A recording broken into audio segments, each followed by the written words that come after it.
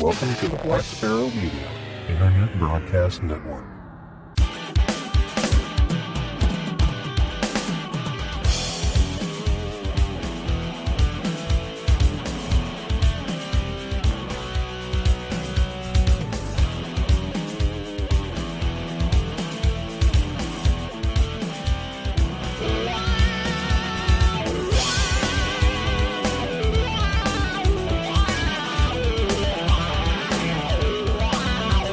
You are listening to Linux in the Ham Shack. LHS is a podcast about Linux, open source, and amateur radio for everyone. Now here are your hosts, Russ, K5TUX, Cheryl, W5MOO, and Bill, NE4RD.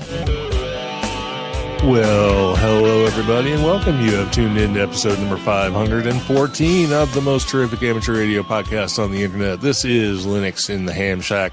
Welcome into this short topics episode. We're glad to have you. And before we start rolling with our short topics for tonight, we'll go ahead and introduce ourselves. Cheryl, W5MOO, is still on extended vacation, I guess we'll call it at this point. But I'm Russ, K5TUX. And I'm Bill, NE4RD. All right. So on the heels of our episode about Dragon OS, we've just got a few short topics about amateur radio, about Linux and open source, and, well, I would say an amalgam of the two, but we just sort of have a topic thrown in for Linux and the Ham Shack tonight because there wasn't really much out there. So let's go ahead and get into them. We start off, as we always do, with amateur radio topics. And I sort of did a read of these before, so hopefully this isn't too cold, but I'll go ahead and start the first one here. So the first one is 2 new digipeating amateur radio satellites have been approved. This is good news, I guess, because I guess there's a lot of satellites up in the air, but not that many of them are still doing ham radio at this point. So there's always new ones going up, and here are a couple more. The IARU, International Amateur Radio Union, has coordinated 2 European digipeating satellites that are scheduled to launch in the fall of 2023 at the Technical University of Košice. Sure, I'm sure that's not even close. That's good enough. Well, that little S with the thing over it is probably pronounced like a V or something, but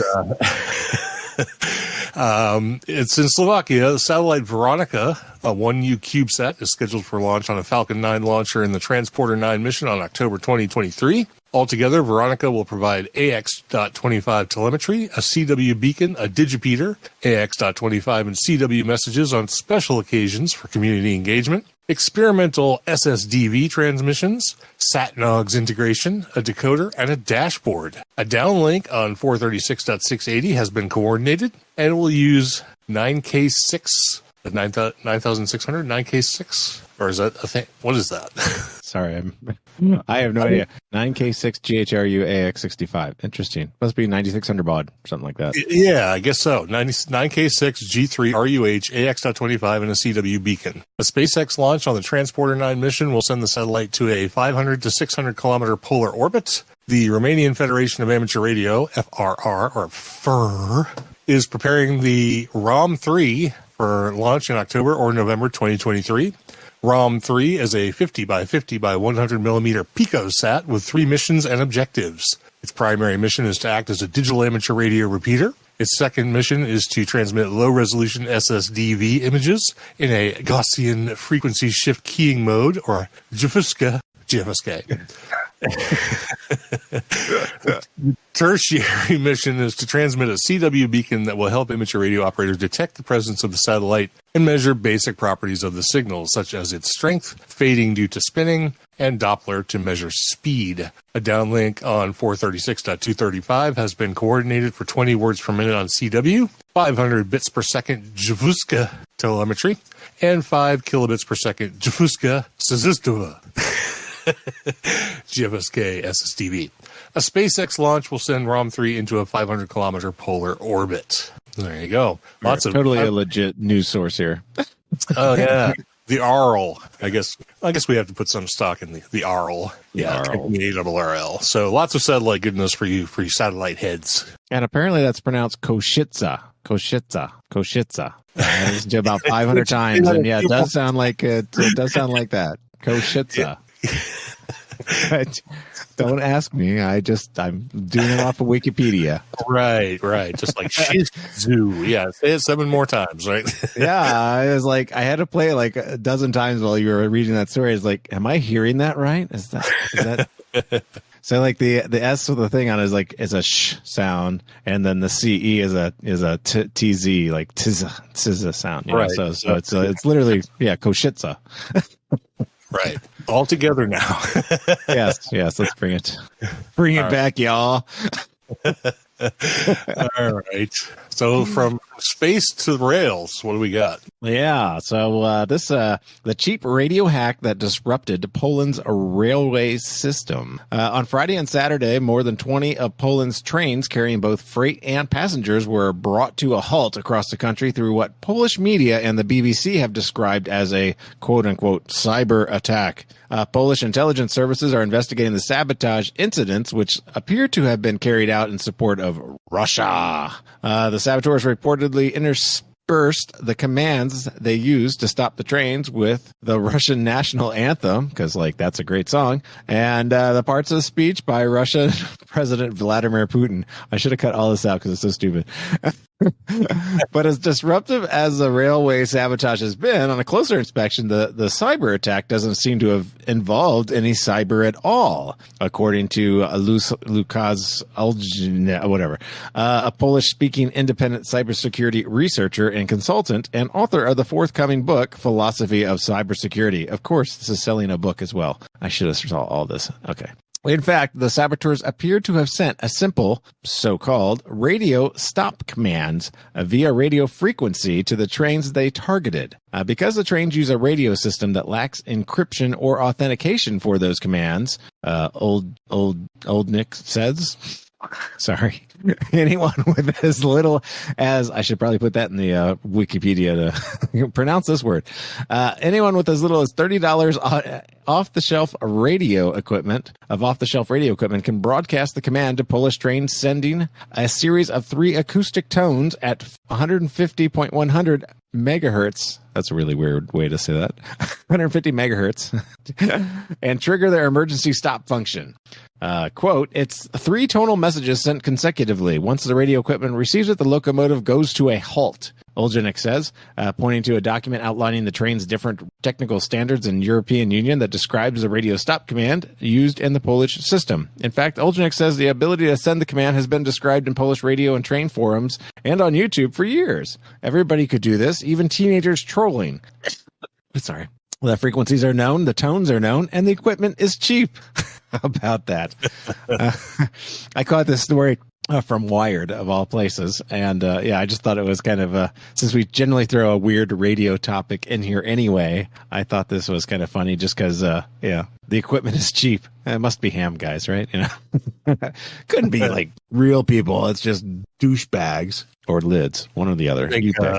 Darren summed up the article in one word there. What did he say? I didn't say. Dumbasses. Nice. Yeah. It's definitely probably not a very sophisticated attack if you can watch how to do it on YouTube. Yeah. Well, you can learn a lot of things you shouldn't know on YouTube. So, anyway, that's a pretty funny story. So hopefully they've rectified that situation at this point. So. Seems like a pretty serious flaw in the system. Yeah. All right. So moving on, we have a solar eclipse QSO party 2023 and 2024. The Solar Eclipse QSO Party is an opportunity for amateur radio operators to operate during the October 2023 and April 2024 eclipses, before, during, and after they pass over North America. Using various modes, CW voice and digital, two-way transmissions made during the SEQP will contribute to scientific studies focused on the ionosphere's reaction to the eclipse. The study should lead to a better understanding of the interactions between the sun, the ionosphere, and radio wave propagation. That research should benefit hams, professional broadcasters, satellite operators, and many other users of radio spectrum. So the official periods are October 14th, 1200 to 2200 UTC, and April 8th, 1400 to 2400 UTC next year. The SEQPs both start a few hours before the eclipses begin. They're transited across the U.S. mainland, so baseline data can be gathered. Not reading all the parenthetical stuff. They continue through the entire eclipse period in order to study how HF propagation is affected by the eclipse. Past experience suggests that ionospheric changes will be visible in the data. They conclude a few hours after the eclipses transit, so they did it singular up there and I noticed that. You corrected one and they corrected the other. So let's see how they do on the third and fourth. Beyond the U.S. mainland in order to observe and study the after effects of the eclipses, such as ionospheric recovery, if any. You do not have to operate the full SEQP hour period, though that would be most welcome. If you only have an hour or two, try to SEQP hour period? How about the entire period? If you only have an hour or two, try to schedule your operating when the eclipse path is nearest to your QTH. That will raise the odds that your signals will be affected by the eclipses. Eclipse paths can be seen at a link that will be in the show notes, and both that and the original story links will be there, of course. And this came from hamsci.org. That sounds kind of Yeah, they collected some data on that I think the last couple eclipses they kind of started doing stuff, but now they're making a party out of it. So, must be like, collect widgets or something like that. You get a certificate. Party! You get points. Points, man. There's points. And things to hang on the wall. That's what everybody wants. Yeah, so you turn on your FT8 beacon. And just walk away for a few hours, and then they'll have all the results. It's all set. All right. Well, check that out. Like I said, links will be in the show notes if you're interested in those events, and all the details, of course, will be linked there. So check it out. So that's amateur radio, or at least a few amateur radio topics for tonight. So let's move into some Linux and some open source. So what do we have first? Yeah, we have ZFS boot menu. Yeah, I got the one with Z. Sweet. A bootloader for the booting of the Linux on ZFS. ZFS boot menu is a bootloader that provides a powerful and flexible discovery, manipulation, and booting of Linux on ZFS. Originally inspired by the FreeBSD bootloader, ZFS boot menu leverages the features of modern OpenZFS to allow users to choose among the multiple boot environments, which may represent different versions of a Linux distribution, earlier snapshots of a common boot, or an entirely different distribution. Multiple snapshots in a pre-boot environment, and for the adventurous user, even bootstrap a system installation via ZFS RECV, which I have absolutely no idea what that is. In essence, ZFS boot menu is a small self-contained Linux system that knows how to find other Linux kernels and init RAM FS images within the ZFS file systems. When a suitable kernel and init RAM FS are identified, ZFS boot menu launches that kernel using the kexec command. Sorry, I'm still suffering from coming off the flu. So the story came to us. It's not really a story, but it was a mention on OS News that, of course, linked us to the documentation of ZFS boot menu. And I know quite a few of you are interested in ZFS because we've talked about it in the past. And, obviously, FreeBSD has had all the love for ZFS. Linux is still catching up on all of that, but looks like this is kind of a nice utility to kind of live within the ZFS file system ecosystem on your Linux box. I'm going to see if I can get the girls to shut up here before I continue. I'm pretty sure that is breaking the squelch, as it were. A little bit. Yeah, Linux still seems to be fixated on EXT and Btrfs. Haven't really, it embraces the ZFS paradigm in the sense that you can install it on things, but by default, it's usually not really an option. So, especially not a bootable option, right? Yeah. It's more for you can have clustered file systems and proper journaling and all that kind of stuff. But yeah, so I guess we'll see how that goes. ZFS has been around for eons, right? Yeah. It's long. It came out I started hearing about it after Riser, but of course we're not supposed to talk about Riser anymore. Yeah, I can't really talk about Riser. That's very verboten. Well, it's not really the file system that's verboten. It's the... Yeah, it's the person. Need a new name for that, right? Well, I think I use ButterFS on everything here, so I can't really claim to have any. But I did use Riser back then. But yeah, I don't think I ever really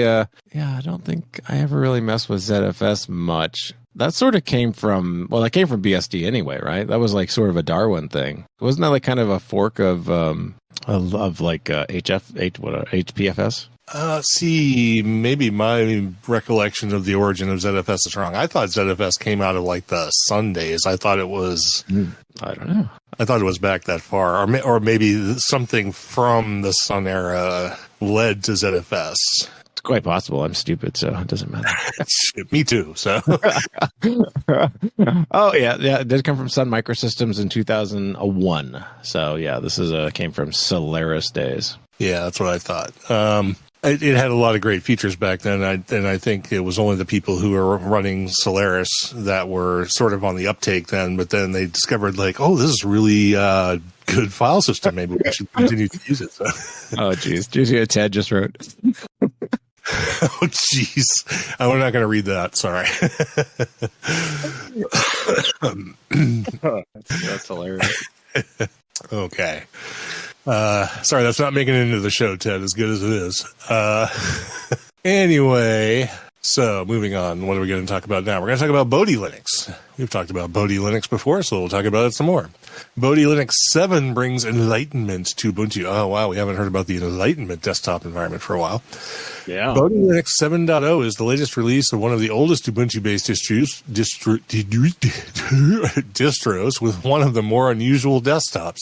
The latest version is based on Ubuntu 22.04 with the Moksha desktop, which is a fork of Enlightenment 17. There's a choice of 4 editions, 3 64-bit ones and one 32-bit edition, which is still based on Ubuntu 18.04. The last Ubuntu LTS, which supported x86-32. The 64-bit editions differ chiefly in the kernel they use. You can have either the basic Ubuntu Jammy 5.15 or the current HWE version with kernel 6.2 for those with Shiny Very New Kit, and S76 edition with the latest kernel 6.4. It's Ubuntu, but not as we know it. Ubuntu itself offers 10 flavors with 8 different desktops these days. Linux Mint offers 3 of those desktops, Cinnamon, Mate, and XFCE. Zorin OS offers just 2, GNOME and XFCE. Linux Lite and Zinc, to pick 2 other examples we've looked at on the reg, i.e. the register, both offer only XFCE. What's notable about Bodhi is that Moksha is not drawn from Ubuntu's range of options.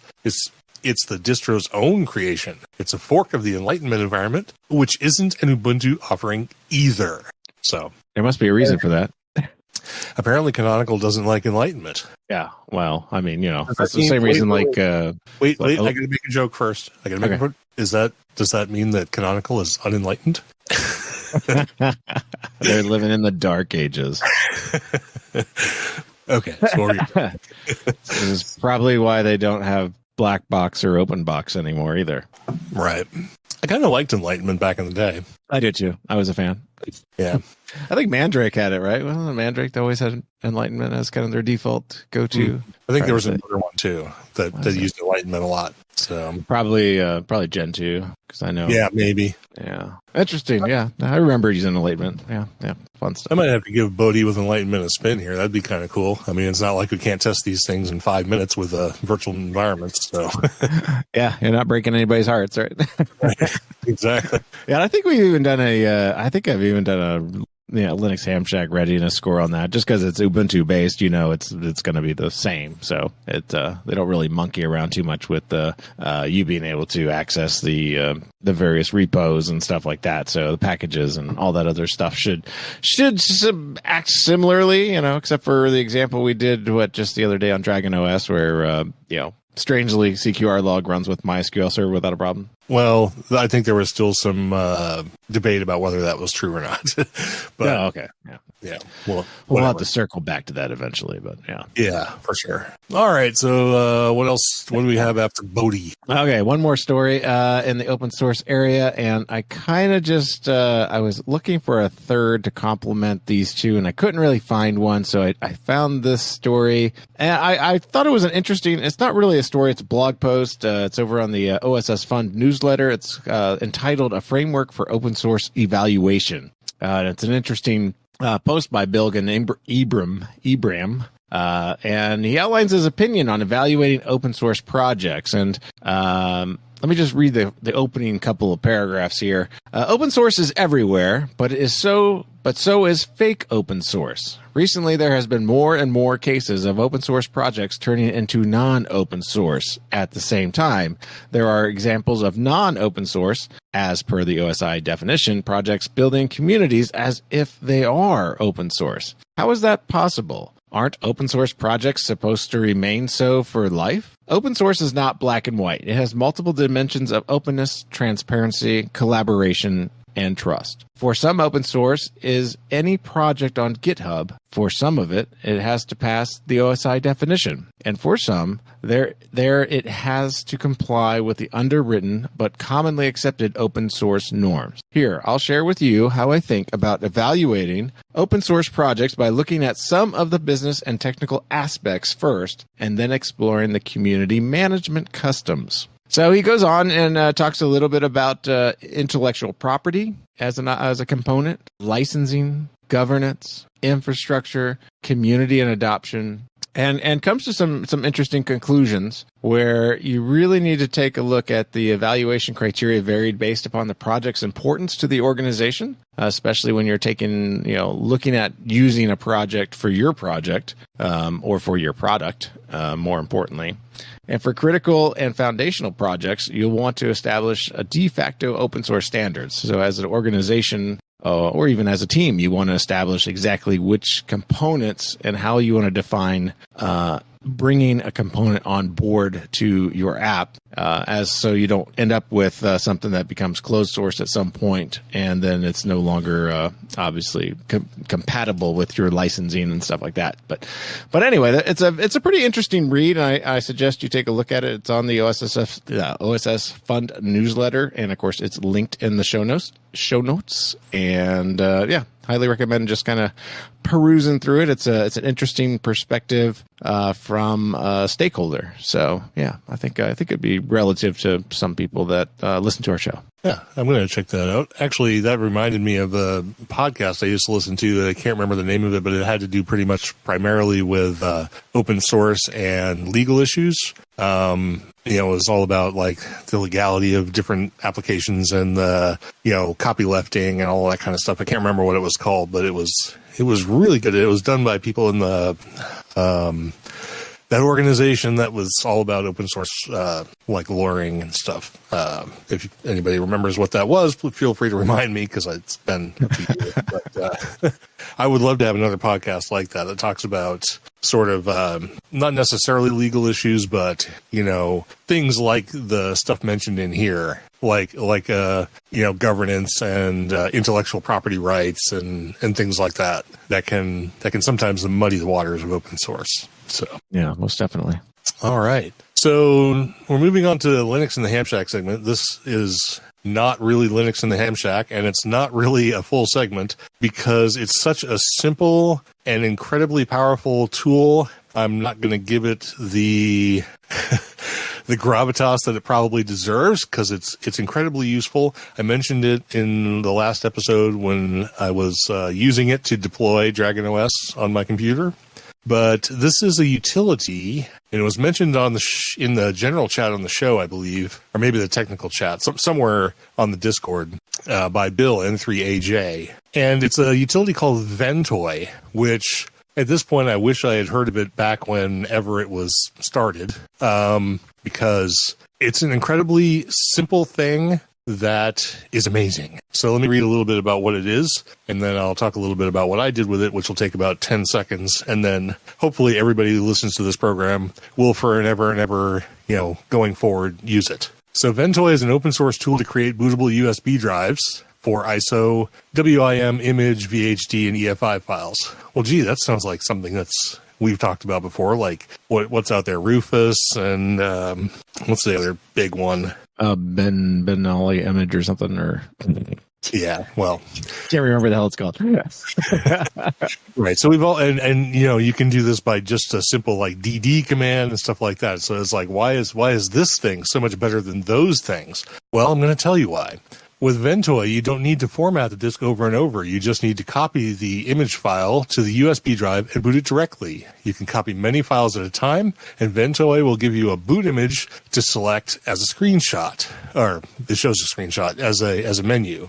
You can also browse EFI files in local disks and boot them. x86 legacy BIOS, IA32 UEFI, x86 64 UEFI, ARM64 UEFI, and MIPS64 EL UEFI are supported in the same way. Most types of OS support is available, including Windows, WinPE, Linux, Chrome OS, Unix, VMware, Zen, and more.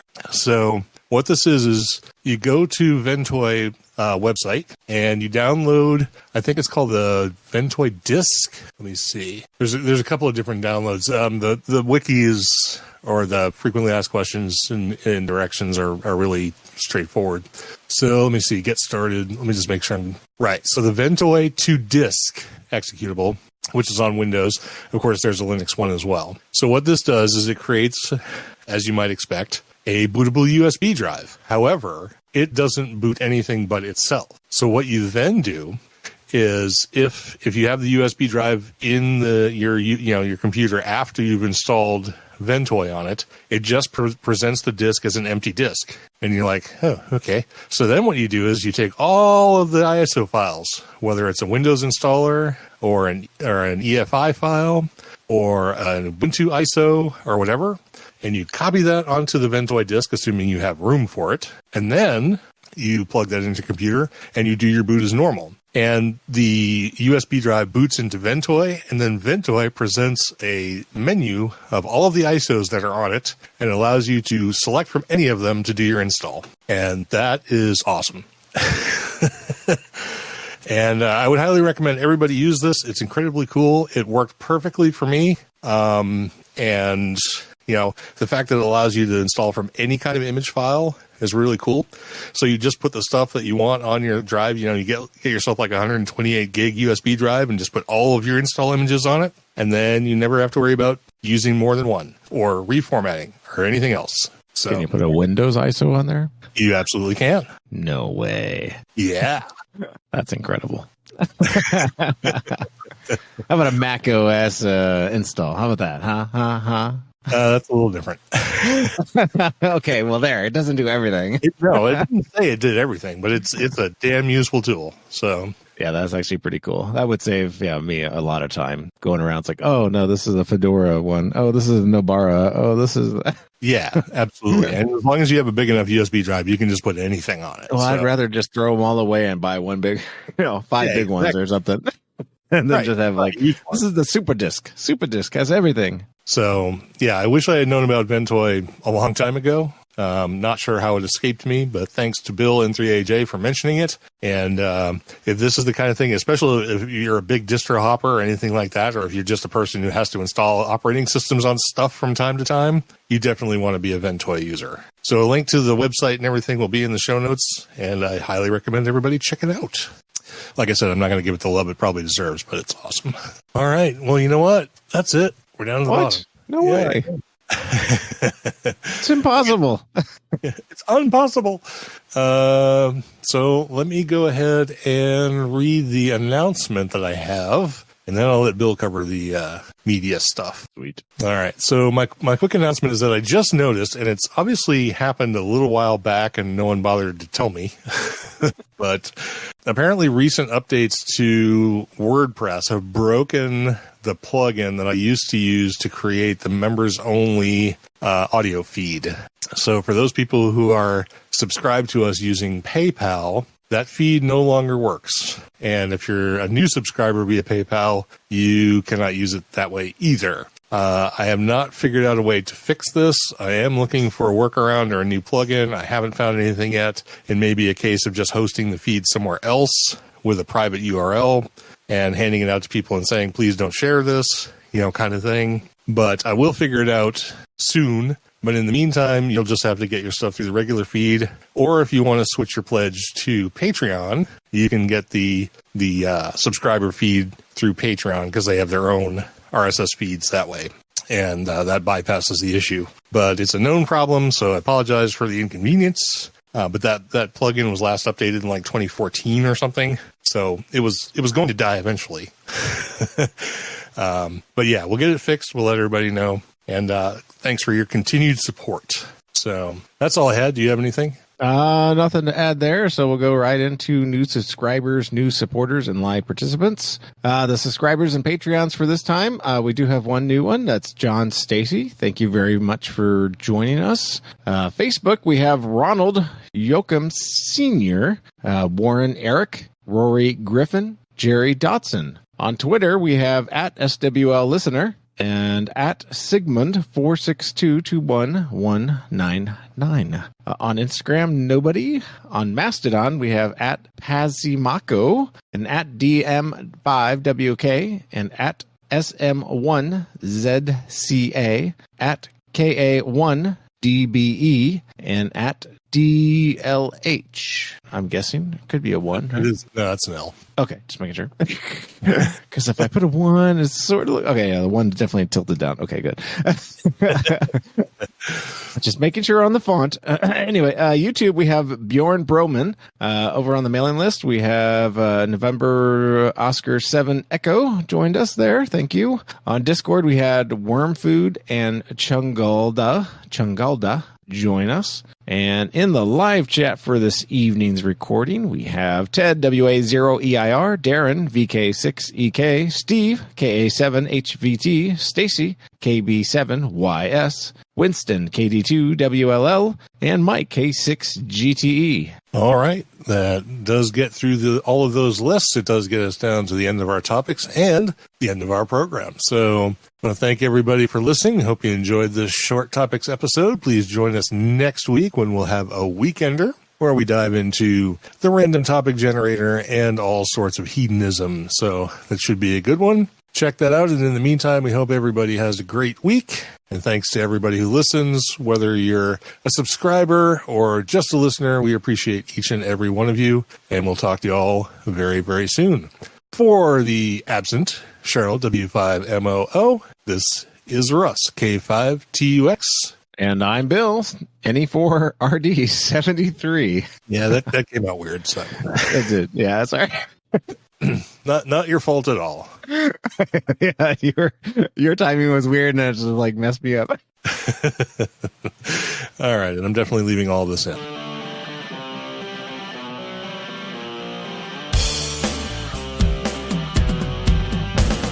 Thank you for listening to this episode of Linux in the Ham Shack. LHS is a community-sponsored podcast. Our website is located at lhspodcast.info. You can support the podcast by visiting the LHS Patreon page at patreon.com/LHS Podcast or by using the contribute list on the homepage. We have a presence on Discord, Facebook, IRC, Twitter and YouTube. You can also drop us an email at info@lhspodcast.info or leave us a voicemail at 1-909-LHS-SHOW. That's 1-909-547-7469. Visit the online LHS merchandise store at shop.lhspodcast.info for fun and fashionable show-themed merchandise. Until next time, remember to always heed your hedonism.